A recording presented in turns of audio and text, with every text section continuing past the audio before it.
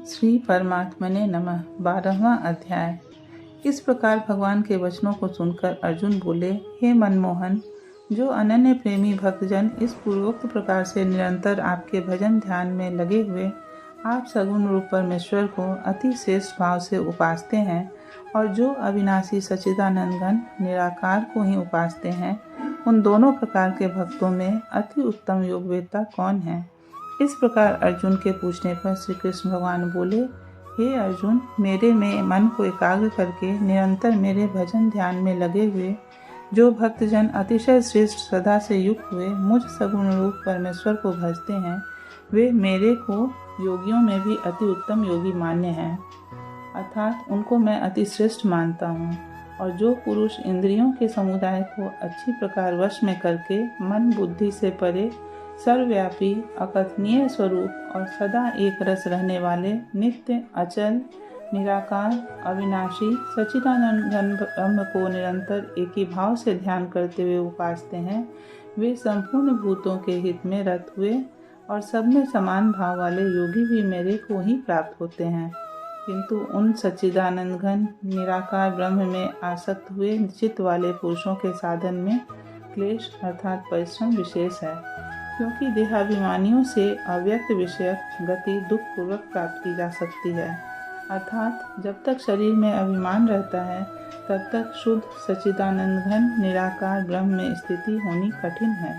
और जो मेरे परायण हुए भक्तजन संपूर्ण कर्मों को मेरे में अर्पण करके मुझ सगुण रूप परमेश्वर को ही तैलधारा के सदृश अनन्य ध्यान योग से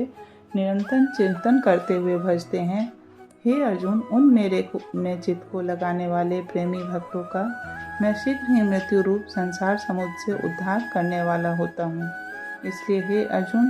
तू मेरे में मन को लगा और मेरे में ही बुद्धि को लगा। इसके उपरांत तू मेरे में ही निवास करेगा, अर्थात मेरे को ही प्राप्त होगा। इसमें कुछ भी संशय नहीं है। यदि तू मन को मेरे में अचल स्थापन करने के लिए समर्थ नहीं है तो हे अर्जुन, अभ्यास रूप योग के द्वारा मेरे को प्राप्त होने के लिए इच्छा कर। यदि तू ऊपर कहे हुए अभ्यास में भी असमर्थ है तो केवल मेरे लिए कर्म करने के ही परायण हो। इस प्रकार मेरे अर्थ कर्मों को करता हुआ भी मेरी प्राप्ति रूप सिद्धि को भी प्राप्त होगा। और यदि इसको भी करने के लिए असमर्थ है तो जीते हुए मन वाला और मेरी प्राप्ति रूप योग के शरण हुआ सब कर्मों के फल का मेरे लिए त्याग कर, क्योंकि मर्म को न जानकर किए हुए अभ्यास से परोक्ष ज्ञान श्रेष्ठ है और परोक्ष ज्ञान से मुझ परमेश्वर के स्वरूप का ध्यान श्रेष्ठ है,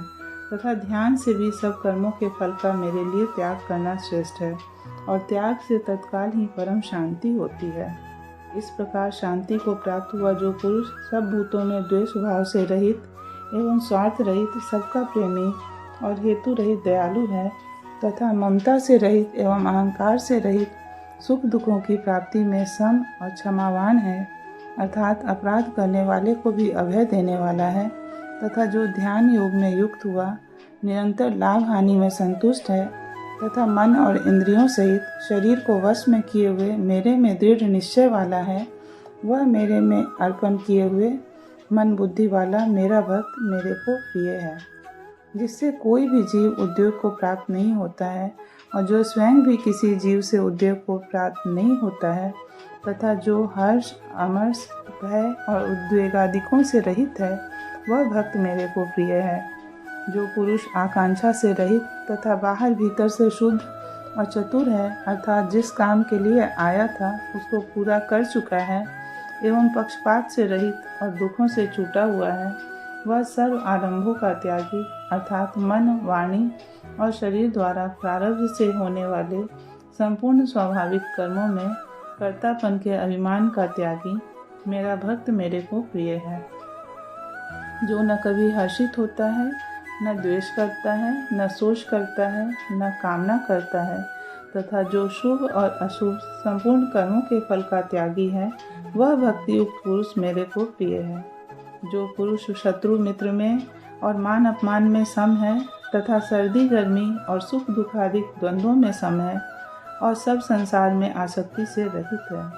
तथा जो निंदा स्तुति को समान समझने वाला और मननशील है, अर्थात ईश्वर के स्वरूप का निरंतर मनन करने वाला है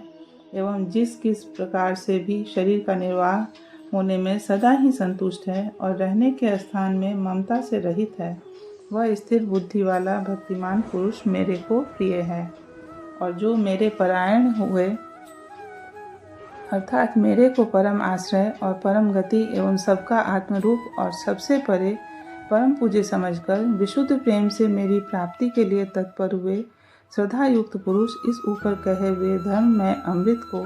निष्काम भाव से सेवन करते हैं, वे भक्त मेरे को अतिशय प्रिय हैं। श्री कृष्ण और अर्जुन के संवाद में भक्ति योग नामक 12वां अध्याय पूरा हुआ।